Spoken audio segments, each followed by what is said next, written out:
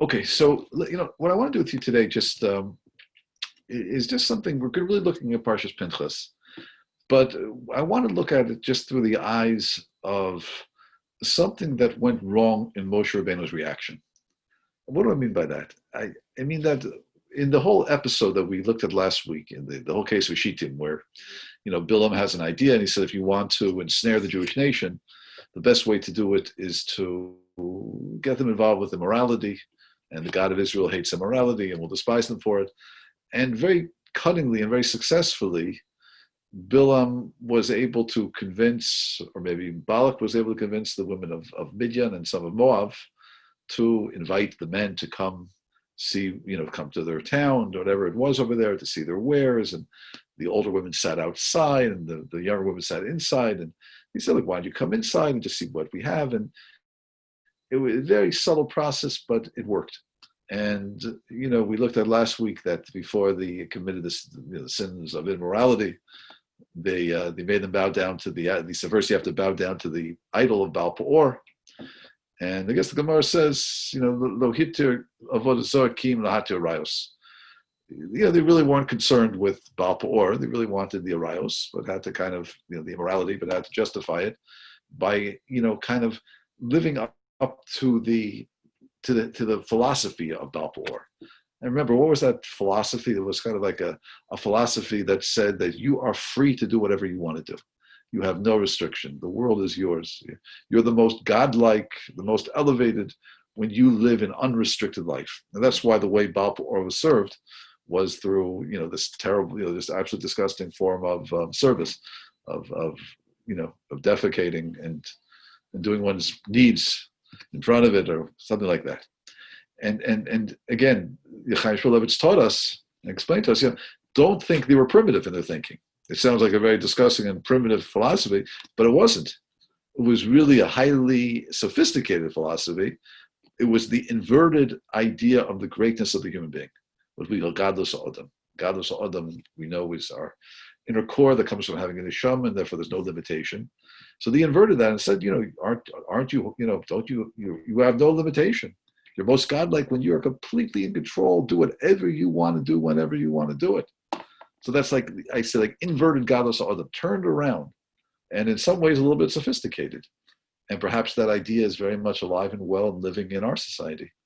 Aren't you more elevated when you don't have restrictions? Don't restrictions hold you back? So of course we understand, no, it doesn't work that way, right? That restrictions, the human being will not follow the straight path. We have a lot of pulls. We have the pull of the body fighting the pull of the soul. So unless we harness ourselves, direct that energy, we're not going to go in the right way. And we discussed the etymology of the word yoke in Hebrew. The word yoke, meaning the yoke that the ox wears, is called an ol, ayin lamed, which is the same root as ole, which means to ascend, to go up. So that yoke doesn't limit the ox's capability, it channels his capability. Well, that's right, it might limit it. He's 2,000 pounds of raw energy. Without that yoke, he can run whenever he wants in the field, but there won't be any productivity. The productivity is a function of the fact that since he has that yoke, now you can harness him to a plow, and he can plow your field for you. You could create something. So to harness all the energy we have, of course we need restriction. But there is such a philosophy that says, remove restriction. Just be free to be whatever you want to be. That's the highest level of serving God. Who needs any form of externality? I remember, I grew up, I grew up, if you know my history, I grew up, I became a Baal Tshuva when I was in college, a little after. And I grew up in the Reform movement. And in the Reform movement, they had already rejected the idea of the yarmulke. That the yarmulke was something that they felt was, an externality that got in the way of proper service of the divine. What do you need this external form of service? Get rid of the yarmulke. So there are no yarmulkes.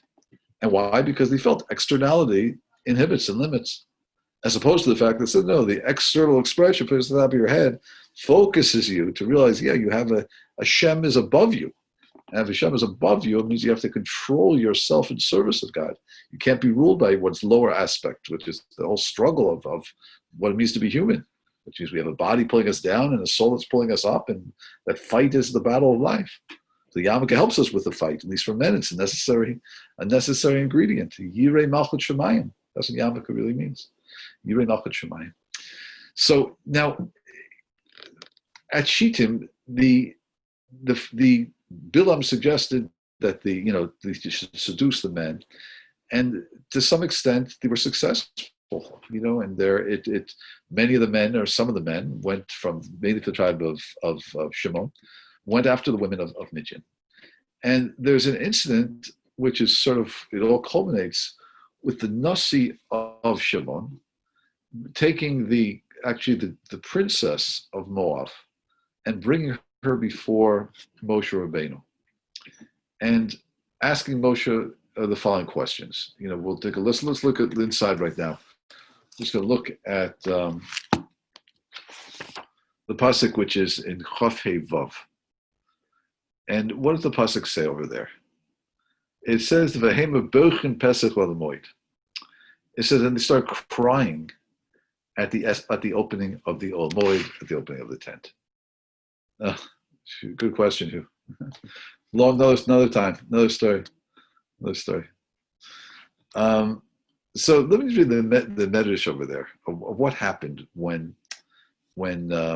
this leader of Shimon comes and he takes the princess of Moab and then starts committing an act of immorality, right in the open, and causes Pinchas have to take a spear and to spear them both and sort of end it, and by doing so ends the plague. There was a plague that resulted. Over 24,000 members of Klal Yisrael died in the plague. This was an enormous upheaval. And let's look at the conversation for a moment. What happened? It says that what happened, that the leader of Shimon came, Tasa Biblariasa, the Heviatzel Moshe. He took she was actually the princess of Moab, and presented her before Moshe. Amalo ben Amram said to him, Ben Amram, son of Amram, Zumu teraso asura, is she permitted or is she forbidden? Amalo asura hilach. Moshe said back, she's forbidden to you. Amalo, he said to Moshe. Amalo Zimri said to Moshe, thank you. Amalo Zimri said to Moshe, V'osa shelachachta bedinasi. Moshe, you also took a woman from Midian, didn't you? It's a porous from Midian. So why are you now telling me this woman is forbidden to me? Interesting. It says, Mi'an nisrashel yodov shel Moshe. Immediately it says, nisrashlo yodov shel Moshe. He became weak. That this attack against him, that he took a woman from Midian, and now why can't I take a woman from Midian? It says, Miyad nisrash lo yodav shel Moshe. He became weak. His hands became weak. And he forgot the halacha. He forgot what he should do. Pinchas is the one who remembers the halacha that says, wait a minute, that kanoim pogimbo. That if you're aroused to see such immorality and you're so moved by it, you have to be a kanoi, so to speak. You have to take radical action and kill them. So Moshe forgot the halacha. Why? Because he was so upset by what he saw. V'gal kulam babechi, and everyone by Moshe started moaning in tears. And that's why it's written in the pasuk. It says that they were crying. The Medrash continues. Lama bochim. Why were they crying? Shenisrapu yadeim also shah. It says shenisrapu yadeim because their hands became weak. They were crying like they just were totally in shock and had such sorrow of what they saw. All they could do was cry, and it paralyzed them kind of. And so Moshe Lamah Davidoma, it can be compared to, what can you compare this to? It says Lebas Melech, to a princess. She's preparing to get married. She's at the moment before she's about to go under the chuppah. What happens? All of a sudden, you discover her being mikal kelas imacher, that she is sinning with another man. Like imagine the shock of such a moment. Shinisrafu Yudei Ovi v'kroveh, and everyone just becomes weakened by the shock of such an enormous violation. This is Kach Yisrael. So too Yisrael, Moshe Rabbeinu was thinking. Besof Mem Shana, we're talking now at the end of the desert. We're talking, the 39th year. We have a whole experience. The end of the 40th year. Heinu al Jordan. They're at the Jordan right now. They're at the Jordan River. Lavor the Eretz Yisrael. They're getting ready to cross into the land of Israel. Shenamar v'yachnu al Jordan, as it says, in the camp at the Jordan, be base Hayishimot. Ad Evo Ashitim, Ba'aros Moab, Ba'evos Moab. They were right there on the other side of the Jordan River, ready to go in. This is the end of this is the last part of the 40th year. Visham Nifet Subuznos. And all of a sudden they break out in Znos. Znos means immorality.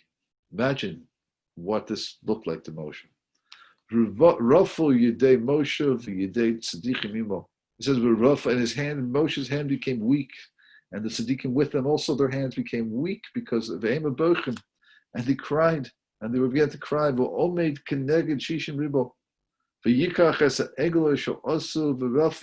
it says, similarly, his hands became weak by the egel. And what happens? It says, but Pinchas came and he took that which was fit for him. In other words, the way the Medrash expresses it, that Moshe became weak, and because he became weak, so Pinchas responded and took action. And then the Medrash says, because Moshe was nisatzel, was lazy. The word nisatzel means lazy. In this context, it means he somehow was lazy. He was nisatzel. The fact he didn't act. He didn't know what to do. He became weakened. The word here is nisatzel. Lo yeda ish eskvaraso. We don't know lo yoda ish eskvaraso. That's one of the reasons we don't know his burial place. We don't know his burial place. We don't know why he didn't come into the land, because he hit the rock and didn't speak to the rock. And now the Midrash is telling us the reason we don't even know where he's buried. All we know, he's buried on the other side of he's buried in Moab. One of the reasons is according to this, it's a little bit of a punishment to him. We don't know where he's buried because on some level he was misatzel. He became lazy and became weak and forgot the halacha. So we don't know where he's buried. That's one reason. There are other reasons brought down also in other places too. There's always this idea that Hashem wanted to keep his burial hidden, his kavura, his grave hidden, that we shouldn't worship Moshe, as it were. Moshe is the vehicle of communicating God's Torah. We should never mistake Moshe for Hashem, as other religions have certainly done. But the Medrash says over here, the reason why we don't know where he's buried in Moab is because he was nisatzel. He became lazy is not the best word for this, but we'll get it. We're going to define it differently. But he became weak. He forgot the halacha.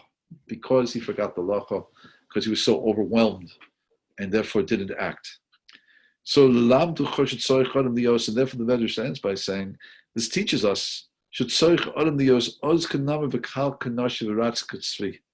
person has to always excite himself, has to always awaken himself and have an alacrity, as rizus, as it says in Pirkei Avos, oz kanamer. You have to be, a person has to be bold like a leopard, v'kal kanasher, and light like an eagle, v'ratz katzvi, and fast like a deer, ugibor ka'ari, and strong like a lion, lasos ratzon kono, in order to do ratzon kono. These are all different types of animals that have such strength. And a person has to always try to excite himself to be, oz kanamer, be strong like that leopard, light like the eagle, fast like a deer, strong like a lion. You have to be strong. Don't let yourself be paralyzed by fear. Don't be paralyzed by pain, by tsar, what you see. You have to feel it. You have to excite your inner feelings to overcome it. Bikan ad lomed, and from here we learn we also learn that to what extent the Kodesh Baruch Hu is so precise, so exact with tzaddikim, ad kechut sarah, into a hair's breadth. A small mistake that Moshe Rabbeinu makes in not having enough inner excitement, enough inner motivation, caused him to forget the halacha, and as a result, we don't know his burial. His burial is hidden. No one can visit his grave. It's hidden. Okay. So let me focus on what I think is just somewhat intriguing about this medrash. And this really is as follows. It's trying to understand, Pinchas knew what to do. He remembered there's a halacha here. And it's sort of interesting halacha that says, that it says, halacha says that when you see something that is absolutely wrong and, immoral, and you're so moved to action, one is allowed to take the law into his hand and remove the problem. That's kanoim pogebo is the way it's expressed. And that's what Moshe should have done. And people were dying. Remember, people were dying in the plague. There was a plague that the Kodesh Baruch Hu brought, and Moshe couldn't respond to it. Pinchas said, "No, what are you talking about? We have to respond." Again, Pinchas was a very thought out decision, by the way. It wasn't just he acted. It's like he waited, he decided, he looked, and he felt it. He knew I had to do it. It wasn't just he took a spear and ran. It was a very cerebral process and connected to his emotion, and he did it, and he did the right thing. But there's a criticism of Moshe Rabbeinu for not having responded. That's what's going on over here. Moshe should have responded. Now, it's because Moshe didn't respond, apparently, or because the Kodesh Baruch Hu wanted Pinchas to do it. Maybe Moshe wasn't able to remember the halacha. But the Medrash seems to be saying more than that. It's saying that Moshe sort of had a degree of bechira, free choice, to remember the halacha or not to remember the halacha. Now, it could have been, once he remembered the halacha, he might have given it over to Pinchas to do. But Moshe is being criticized for forgetting. The question is what caused him to forget? What caused Moshe to forget? So the Medrash seems to be telling us why he forgot the halacha. So what happened? He forgot the halacha because he was so overwhelmed. He became so emotionally pained by what he saw that he just couldn't respond. Which I guess is kind of understandable, right? That when one's seeing something which is so wrong, to the extent where the Midrash says it's like, a bride going to the chuppah, and all of a sudden before the chuppah they discover with another man, like, what? Like, how can you do such a thing? And Moshe Rabbeinu was feeling this for the 40th year. We've been in the desert for 40 years together, experiencing opening miracles, having to communicate with the Ribono Shel Olam directly. And the people, it was a 40-year yeshiva. And now for this to go wrong, again, like, how could it go wrong? And one of my daughters asked me on Shabbos, we're talking about it a little bit. She said, like, how could it go wrong? Which is, I thought, an excellent question. The answer is the human being is a very complicated creature. There are a lot of kochos, a lot of forces going on inside of us. We have a lot of things happening in who we are. And it's not always so simple. We have an idea, we have an idealism, but at the same time we have competing forces of the body and desires and passions. And it's always a battle that we are fighting to some extent. And that's why it says in Pirkei Avos, Al tismoch al atzmocha ad yom mosecha. Don't trust yourself till the day you die. And who's that talking about? It's talking about Tzaddik HaKohen, who was the Kohen Gadol. And at the end of his life as an old man, he all of a sudden had the thought that the Torah Shabbat Peh isn't true, that the oral law is not correct, or parts of the oral law aren't correct. And he started sort of a movement called Sadukim, after his name, it became labeled through his name, Tzaduk, which are really those who rejected the oral law, Sadukim. And that became a major machlokus in Klal Yisrael. Sadukim, the fight between, we call the Pharisees and Sadukim, and they would start rejecting the oral law. And that of course, they went their course of history, because you don't have the oral law, we don't have the Torah. But it's the fact that an old man at the end of his life could start saying, have questions. It means that the Yetzer Hara is on active duty. They don't think the Yetzer Hara isn't competing, isn't fighting with us. It is. We're always on guard. You know, I remember it says who says it in the Or Chodesh, one of the Meforshim of Mesillas Yesharim, the Rosh Yeshiva of Hebron, Meir Chodesh. So he writes a little piece on the bottom of one of the versions of Mesillas Yesharim. He says that by a soldier, sometimes we compare ourselves to soldiers, we're the army of Hashem, the Tzivas Hashem. It's a little different. In army, a soldier, he's on active duty, and then he's off duty. He goes home. He gets R&R, rest and recovery. He says, we're never off duty. The Yetzer Hara is always on active duty, and is always trying to seduce us and sway us and pull us, and that's why one has to always be alert to it. We're never off time. And we could fight it, of course, and reach high levels where the Yetzer Hara's arguments aren't attractive. The Yetzer Hara is always working. It's always working. So even in the 40th year of the desert, we're still susceptible. Of course, he justified it, but that's the koach, that's the power of the drives of that go inside of us. What it means, what it means to be human. Being a human being is a complicated thing. It's a complicated thing to do. That's what we need a Torah. That is we're lost. So what motivated? In other words, Moshe Rabbeinu forgot the halacha, and the reason why I forgot the halacha is because he became so pained by what he saw, and that's legitimate. That pain, how can you argue with that pain? Especially the way the Midrash compares it to a father witnessing his daughter on the day of the chuppah. Like, how can you argue with the pain? And as a result of that pain, he was misatzel. He became a little bit weakened or lazy and forgot the halacha. And as a result, Kodesh Baruch Hu said, look, you forgot the halacha. People aren't going to know your burial place. Why that's the Mida Keneged Mida, I'm not sure. But we see that Hashem is medactic chesud Saira, as it says. Hashem judges great tzaddikim by a hair's breadth, and he's punished. It's a punishment. It's a punishment because he did something wrong. He forgot the halacha. And why did he forget the halacha? Because he was in pain. So, I'm not sure. So the question is like, well, what should he have done? What should he have done to remember the halacha? So to that, the Medrash gives us a clue. The Medrash says, well, what he should have done is he should have had more feeling. He should have been more oz kenomer, ratz katzvi. Oz kenomer means be bold like a leopard. Embrace it. Be bold. Not just be bold like like be impervious to it, but just like get involved. Invest yourself in it more. Invest yourself. Look at it more closely. Feel it more. That's what you should have done. You should have been oz kenomer to really look at the situation. This is so terrible. My gosh, we have to do something about it. Had he done that, apparently, he would have remembered the halacha.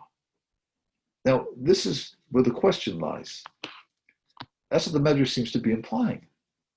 But here's my question to everybody. Ready for the question? The question is this. The whole reason why he forgot the halacha was because he was so pained by what he saw. And the Kodesh Baruch Hu criticizes him through the Medrash, and the Medrash brings out, Hashem criticizes him, saying, had you felt it more, you would have remembered the halacha. Wait a minute. He became paralyzed in thinking and forgot the halacha because he was feeling it. But the criticism is that had you felt more, had you been more zoris in feeling it more, this is terrible, and really applied yourself to the feeling of how bad it is, you have remembered the halacha. But wait a minute, the whole reason you forgot it is because you're in pain.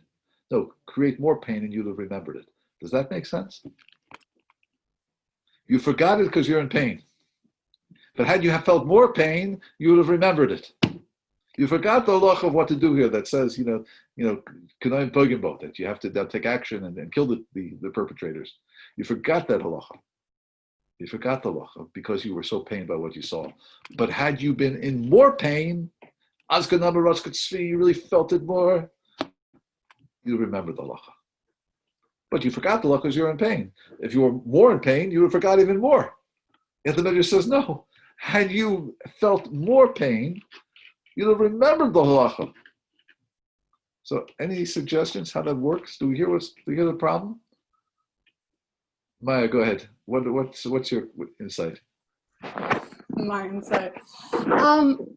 Maybe it's that he, like, if you're in so much pain, all you can do is cry out to Hashem. But if you're in enough pain, it kind of like, maybe there's a middle ground that kind of stagnates you, or that paralyzes you, and that was his problem. There's pain that paralyzes, and then there can be additional pain that moves to action. That Dave? That moves you towards action. That moves you towards action. Makes you move. That moves towards action. I think you're both correct. I think that's the Medrash teaching us here. In other words, yeah, there is pain that paralyzes, no question. Moshe's been criticized to say, had you felt it more, that would have somehow galvanized, would have mixed inside of you, and would have excited your brain, and you would have remembered the halacha. Had you had more emotion, you would have had greater intellectual insight. There's pain, right, that paralyzes, but there's another level of pain where when you really feel something deeply and you're really bothered by something, that will help the intellect have greater clarity. In other words, Hashem created us in a way where we have a heart, we have emotion, and we have intellect.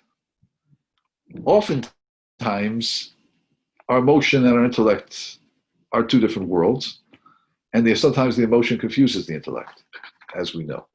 Sometimes we know there's the right thing to do, but our heart pulls us somewhere else. Someone, let's say, relationships could work this way often.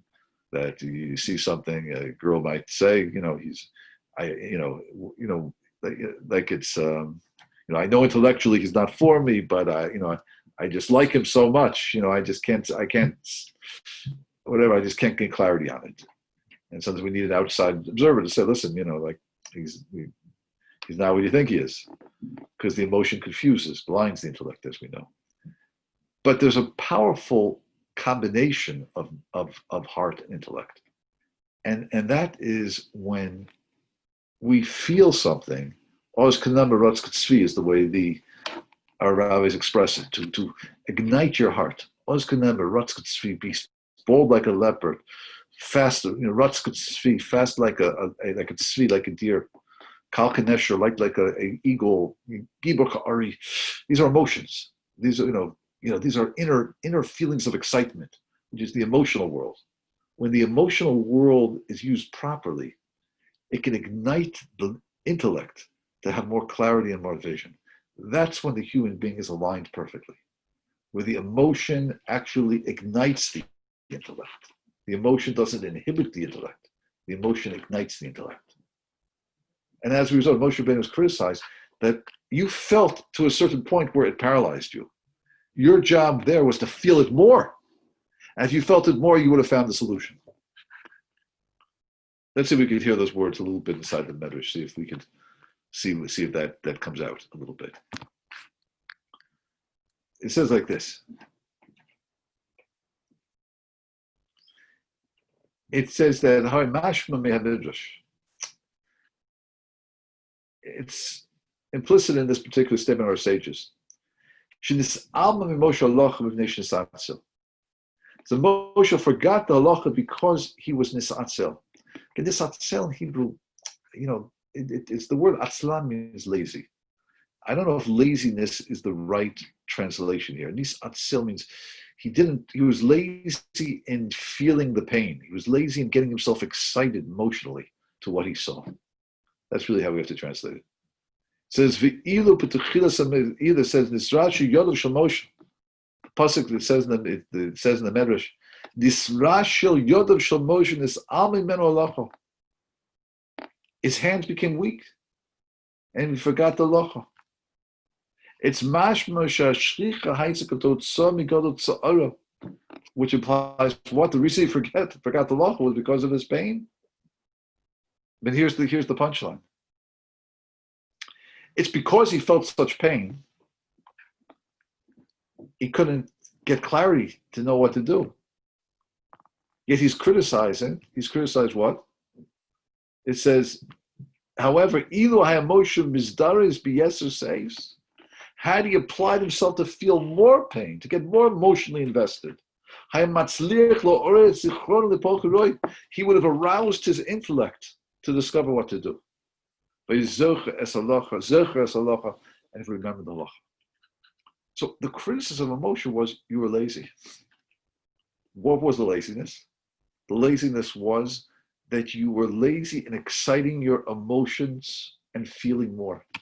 Had you felt more, you would have remembered what to do. Had you aligned what a Kodesh Baruch Hu invested inside of us called emotion, which job is to excite us, and when we're excited, what happens? The intellect has greater clarity. I'll just give you a story that it says by, I believe it's by Chaim Volozhin, that in Vilna there was a woman who had been an aguna for many years. An aguna, we know, is a woman who she never could remarry because we don't know what happened to her husband. Either her husband left her and we don't know if he's dead, or if it's a situation where a husband refuses to give a get. In both situations, she's called an aguna. She's like a chained woman because she can't remarry. There was a situation in Vilna where there was a woman who had been an aguna for many years. And I guess there was no actual evidence of what happened to the husband, and she couldn't remarry, and she was really in a very sorry state for many years. So this woman came to Chaim Volozhin, this in the 19th century, 1820s, 1810, prior to those years, and she came to Chaim Volozhin, and she told Chaim Volozhin the story, and a few hours later, Chaim Volozhin was able to permit her to remarry. A woman who had, for so many years, sat as an aguna because they couldn't find a way to permit her to remarry, to establish in some sort of veracity that her husband really had died. And so he told the Talmidim, the students, that he permitted her to remarry. And they were shocked, like, how did you do that? Nobody was able to find a solution. So his response was very interesting. He said, had you seen her also, you'd have also found a solution. You'd have also found a way to permit her to remarry. Had you seen her also, you would have found a way for her to remarry. So what did he mean by that? Had you seen her also? I mean, I saw her, and I saw how emotional she was. I felt so bad for her. I had to allow her to remarry. That can't be what he meant, right? Because if a woman, husband is still alive, and she remarries, that's called Eishes Ish. That's a married woman having an adulterous affair, and that is something which is, we have proper witnesses and a beit din is an enormous sin which could be punishable by death. And the children of such a union are mamzerim. They can't marry into Klal Yisrael. So it can't mean, so we always say this, we're so cautious when it comes to agunot, because the consequence of remarrying, and when a woman might still be married, is something which is a risk which could be lethal for all parties involved. So it can't mean that he felt, well, I felt so bad for her, I had to permit her. What he meant was, because I saw her, and because I felt her pain so deeply, my emotions were so aroused that it enabled me to dig into the halacha, to dig into the sources, to work through the Shulchan Aruch in a way that perhaps no one else looked at it, and I was able to find a heter, to find a point of permissibility that no one else was able to see. And the reason I was able to find it was because I felt so emotionally aroused by having seen her. That's what he meant. So it's a beautiful concept. The emotion of seeing this woman and feeling her pain galvanized, activated his intellect to be able to perceive something on the halacha that no one is able to perceive, and to find a way to permit her remarry. What it was, I don't know. But he was able to see something that I could apply this. This is applicable here. There's a halachic basis for permissibility to remarry. And the reason why he was able to discover it, he said, was because I saw her. I felt it. My heart was so moved, my emotions were so aroused, and therefore my intellect was more fired up. that's when the human being is functioning on all cylinders. That's the power of combining this enormous gift called emotion with the mind. It gives us greater clarity. And that's why, by the way, we're always working on the heart. We're always working to arouse ourselves emotionally, to get excited by what we do. And it's so easy. It's so easy to lose that excitement. And that's why we always have to encourage people. We have to give people chizuk. Oh, you're doing good. You're doing great. And encouraging ourselves. Sometimes just hearing a shir, just like, oh, focus back on what I have to do. It happens to me sometimes. I could also get a little bit, just get down or something, and just a few words. Like, oh yeah, that's the purpose of life. I'm going for it. I got to get back into it, doing it. That the emotion is such a valuable tool to fire our intellect that we have to utilize it. And that's really when Rav Yisrael Salanter developed this whole process of learning Musar, and feeling that the Musar has to kind of inundate the yeshiva schedule, which now it is, Baruch Hashem, and all yeshivas. But it's this concept that you have to move the heart. You have to have the heart, that where we are emotionally is where we're going to be intellectually. It's very difficult to be someplace intellectually, but not if you're not there emotionally. Or if someone is placed intellectually but not there emotionally, they're not. It's not going to affect them. Like someone said one time, even we define ourselves almost by our emotional connection to something. So someone asks, like, who are you? We always start by people put their hands on their heart sometimes, or maybe they say, where are you? I'm over here. Over here. Somehow our hands go right to the core, to the source of emotion, which is the lev, the heart.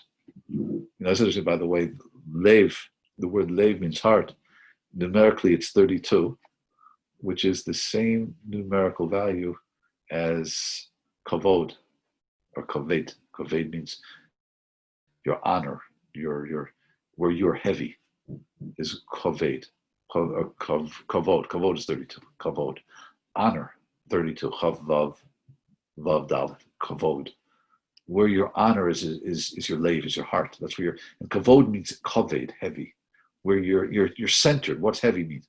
Where I'm centered, where your gravitas, to use a fancy English word, where your gravitas is, where your gravity is, your center of gravity, is where you are emotionally. Because where you are emotionally, that's what really triggers your intellectual outlook of the world. So we're always trying to work on the heart, to try to develop the heart in a way to be excited, to feel. And that's why Rabbi Yisrael Salanter developed a whole system of studying and learning to develop ethical change, which means that you have to invest emotionally.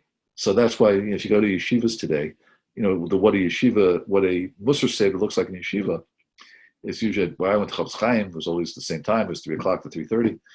And the first 10 minutes of the Seder, maybe 12, 14 minutes, you're supposed to you're reading a work, whatever it might be, you're working on something, trying to understand intellectually. And then the last 15 minutes, you're supposed to sing it with a nigun. You'd create there's a certain nigun, a melody that you apply to the words. And that's in order to allow it to enter your emotional system, your emotional veins, to bring it from the head to the heart, which isn't always so simple. Like we say, what's the longest journey in the world? What's the longest distance in the world? It's from the head to the heart. That's this. So but that's what Rabbi Yisrael kind of was mechadish in the aspect of learning Musar, which was sing it, make it emotional, get it into your bloodstream, your emotional bloodstream. And the more emotionally attached we are to something, the more we feel something, the greater clarity we'll have intellectually. And that was the criticism of Moshe Rabbeinu. That's what he was criticized for.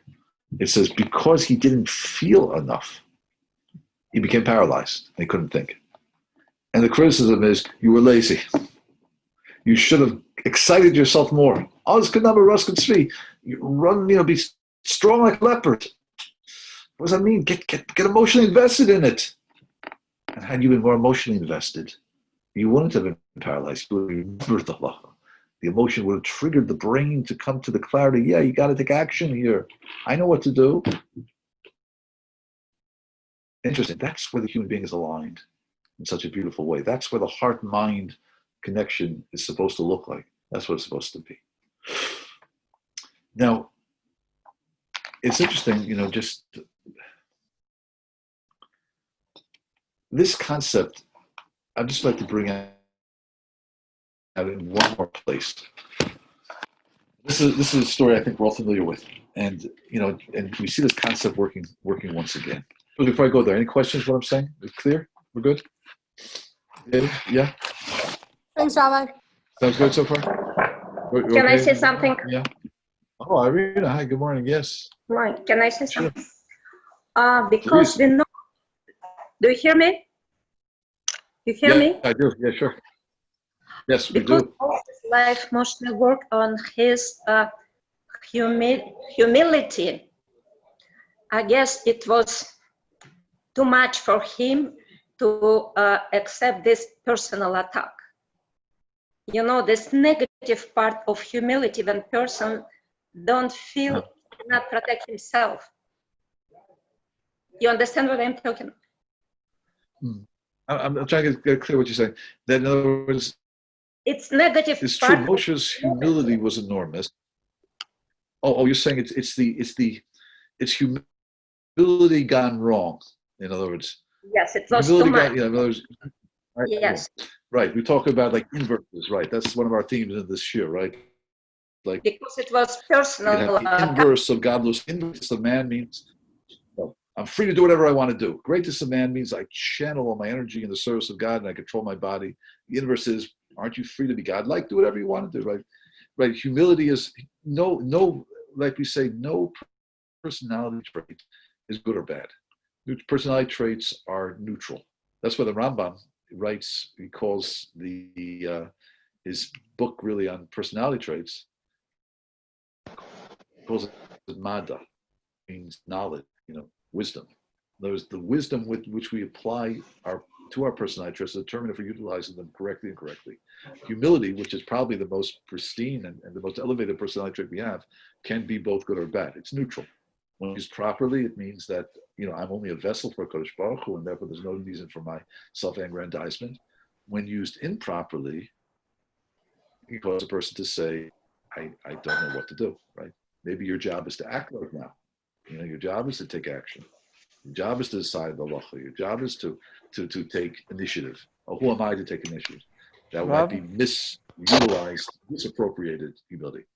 David? I was going to ask you, what about the emotional stance from Baal Peor? It may be, at least for our generation and the zeitgeist of the world right now, it seems like it prones everyone towards emotionality, and even emotions that are experienced as being intense. This creates like a noise for the kind of emotionality that you're talking about that creates a shortcut to halacha.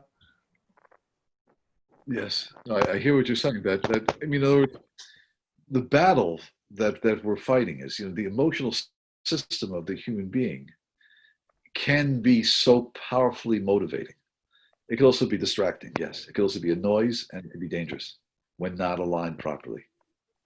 Again, as you're saying, sometimes the emotion can drive a person from having proper judgment, as we see oftentimes in many things. The pull, the emotional, whatever there might be, whatever the emotion is pulling us over for, certainly in relationships, right? That would be a classic example. The fact the person is emotionally invested with, likes a person, feels something, and the kind of clarity of who the person really is. And you're right, there is a danger in emotion, no question. And sometimes that we have to be very careful about emotions of jealousy and emotions of inappropriate emotion that's pulling us away from proper intellect. That's an extraordinary danger. What the Torah is trying to, I think, instruct us in this case of Moshe is there is a proper alignment that we're trying to shoot for. And the proper alignment is to utilize this enormous power of emotion. Emotion is inherently, is like an engine fuel. It's like a rocket fuel. Used inappropriately, right, the rocket ship could, go in all sorts of directions. But used appropriately, it could arouse the intellect to greater clarity, especially in areas where we want clarity. I have to find a solution. I have to know what to do over here. I feel so bad about the situation as emotional. I feel, how could, Klal Yisrael is suffering. There's a plague going on right now. People are dying. I got to feel more. I got to feel the pain more in order to get the clarity of what to do. That's where the engine fuel becomes utilized appropriately. Is emotion, emotions, David, I think like midos, emotions are neither good nor bad. They just can be misused or used appropriately. Hashem wants us to be emotional. Hashem wants us to galvanize the heart. Hashem doesn't want a cold sort of, doesn't want a cold, calculated, expression of service of him. Hashem, Rachmana Liba boy. Kosh Baruch Hu wants the heart. Sometimes women are better at this than men. They're naturally more emotional, which is a wonderful quality. Men have to work a little harder to arouse themselves emotionally. But even when the power of the emotion, the power of greater feeling, is we have more intellectual clarity. That's what I'm trying to express, that sometimes the problem isn't intellect. The problem is emotion. And that's oftentimes the problem. If a person, just take a very extreme example, like if a person tells me, like, Rabbi, like a person starts saying they don't want to be religious anymore. My first response to that is, this is not an intellectual discussion. This is an emotional discussion. And, with a little bit of probing and gently and not too evasively, but quietly, I usually get to the core of it, which usually has something to do with a person has an overbearing father or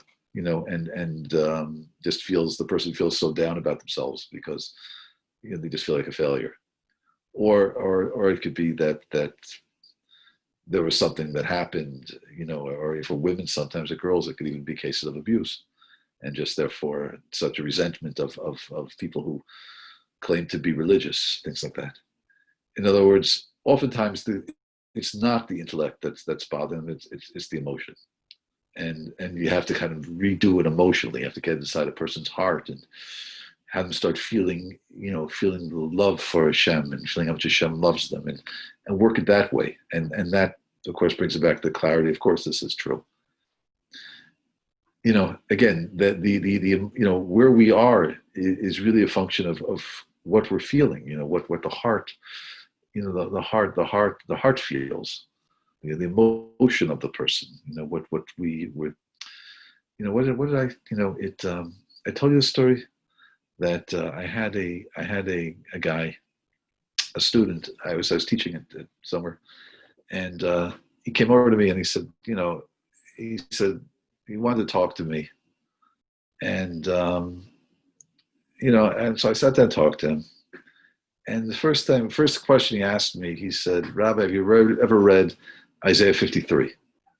So I know when I hear that question, I know exactly what that means. It means he's been missionized.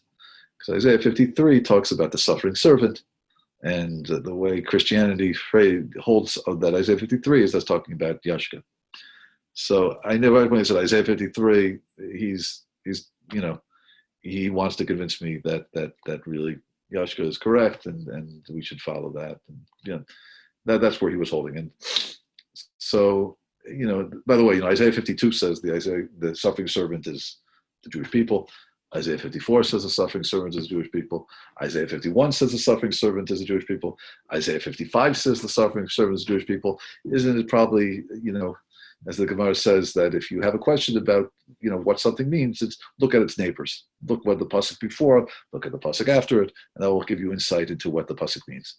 So to take one pasuk and say, here the suffering servant means Yashka, but not the Jewish nation, is certainly a distortion of our holy prophet Isaiah. But that aside, so I said to him, I said, I can answer that. I said, I've read Isaiah, little bits. I'm familiar with Isaiah 53 a little. I said, I want to ask you one question.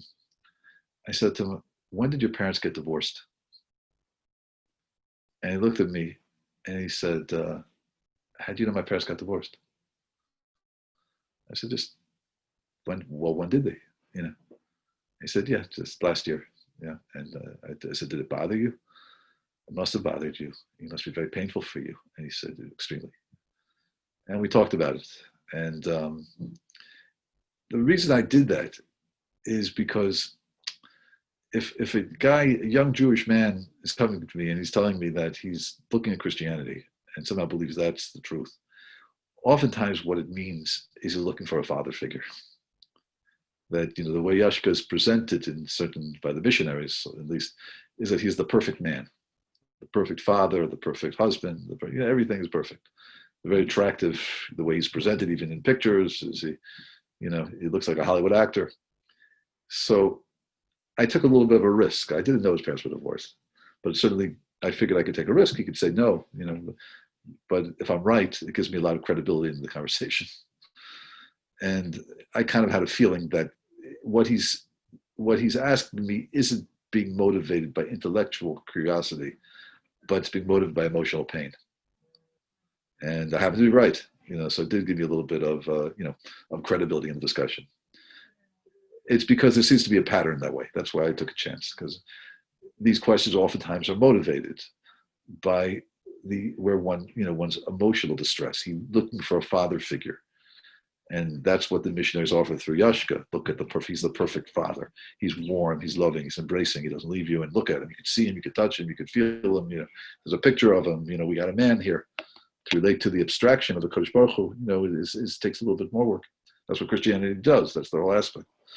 Of course, Hashem is the ultimate father. He loves us. He's really you have to go to. And that you have to retrain. You have to bring the conversation there. That's what I tried to do. So again, it's a person's emotionality is really determining a lot of what they're thinking intellectually. And that's why on the inverse, the way we really have to excite ourselves intellectually to want to commit to studying more, to learning more, to growing more is to work ourselves emotionally. And oh, Hashem loves me so much, to get these feelings. Oh, he loves me. I remember in my Rosh Yeshiva, whenever he would say these concepts, he used to say, oh, Hashem is saying, Hashem, what do you do with this? He'd say, oh, come, just tell me a little bit more. Like almost creating such an emotional warmth in the way Kodesh Baruch Hu looks at us. Very, very chashuv person, a friend of mine. He's a wonderful Talmid Chacham Rabbi. He always says it like this. Also, it's like imagine a third grader speaking to his Rabbi. A third grader is a little boy. The Rabbi, big beard, and the little third grader is coming to the Rebbe and just telling him about, how excited he is that he has an extra snack today, The Rebbe's like, oh, that's so wonderful, so wonderful. Oh, so, the way this friend of mine who's also very chashuv Talmid, the way he does it, that's a Kodesh Baruch Hu, that's Hashem. He loves us. Listening for us. We're davening. Just every word. Oh, say, I'm so happy to see you. Say it again. So when you change the conversation in one's own mind to create this emotionality of it, the warmth of it, it becomes a different intellectual appreciation of what's going on. And so where we are emotionally really defines sort of intellectually where we are.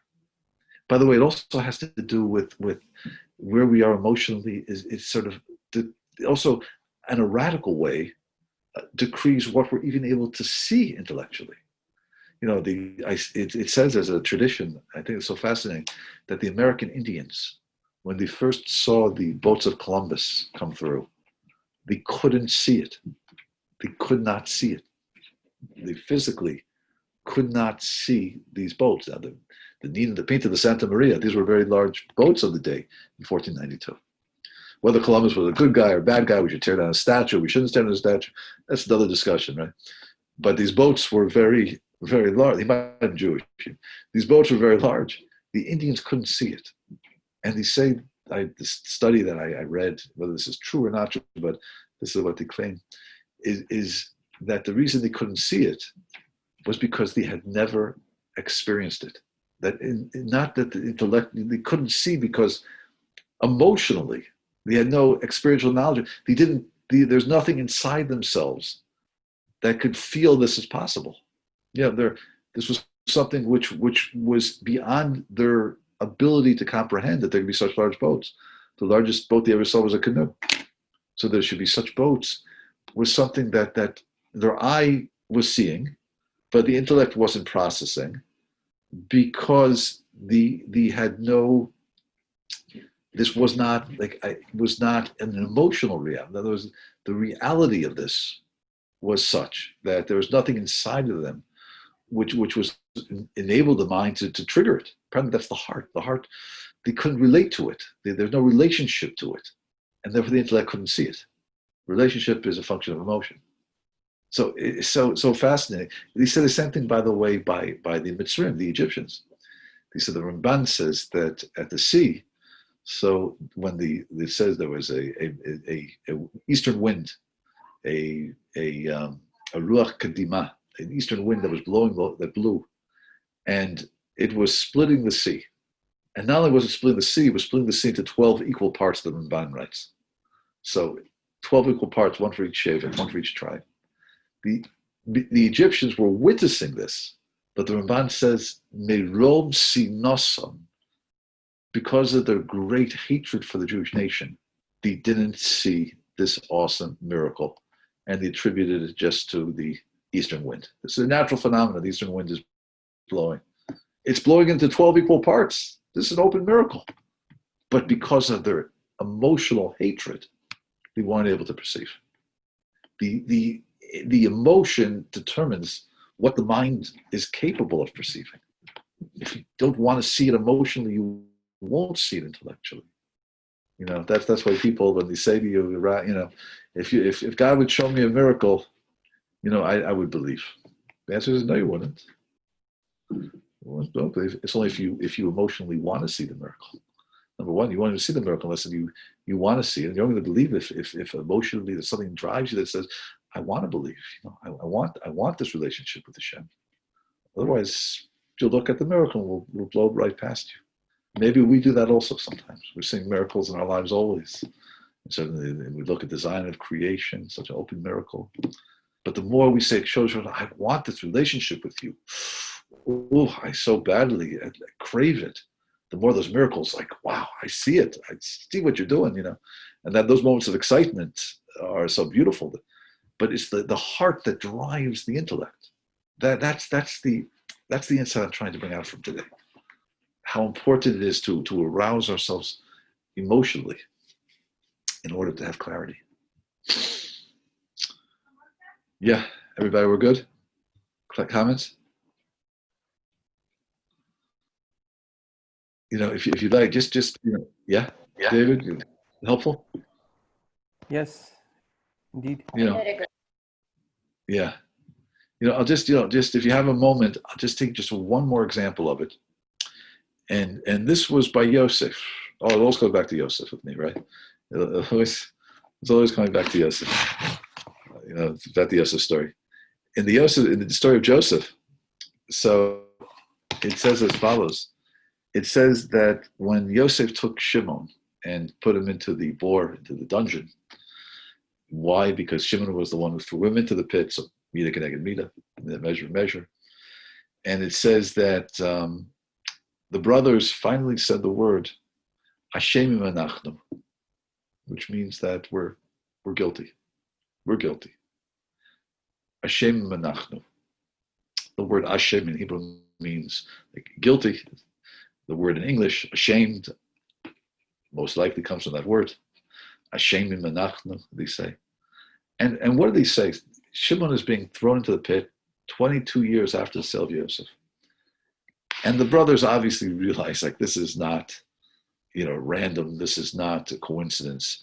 They come down to get food, and all of a sudden the leader of Egypt wants to meet them and accuses them of being spies and takes Shimon and throws him into a pit. And the brothers are very intelligent people. And they say, this is a shame and we're guilty. What does this have to do with? this has to do with the fact that we sold our brother, or the fact that we threw our brother into a pit 22 years before. But listen to what they say. And I'm reading to you from the writings of the Sforno. The Sforno, Rabbi Sforno, one of the great Italian sages in the 1400s. So he says, when these said ashamed menachnu, that we're ashamed, we're guilty. Listen to what they say. They say, what's the language over here? Let me read this one. He says, the Sforno writes, we're guilty concerning our brother. It says, Lo amru shetie ashmasa mamichuraso misasa. They don't say that we're guilty of having sold him or killed him. As far as they're concerned right now, they think he died. Ela aksirusam behischananein behischan aval al aksirusam bischanenu. What are we guilty on? On the cruelty that we had. Behischanenu, when he was crying out to us from the pit. It says, "V'hine higid okosav kitziaro b'libam, v'choshu es Yosef v'nochu b'sachish v'nashim l'hamisam." They felt that Yosef was trying to kill them. They felt that Yosef had been a rodef, that he was trying to harm them. You know, that they're trying to kill them in this world or trying to not in the next world. And therefore they thought they were doing the right thing by killing him. But now the brothers, 22 years later, have a revelation. What do they say? Revelation. We heard him calling to us from the pit. He was crying.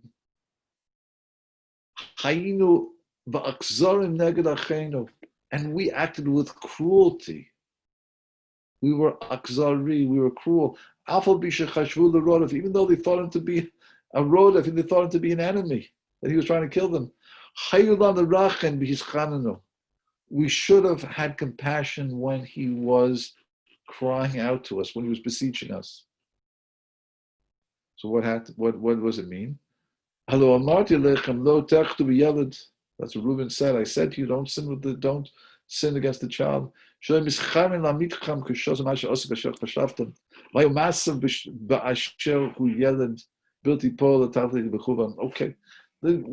What the Sforno is telling us is this.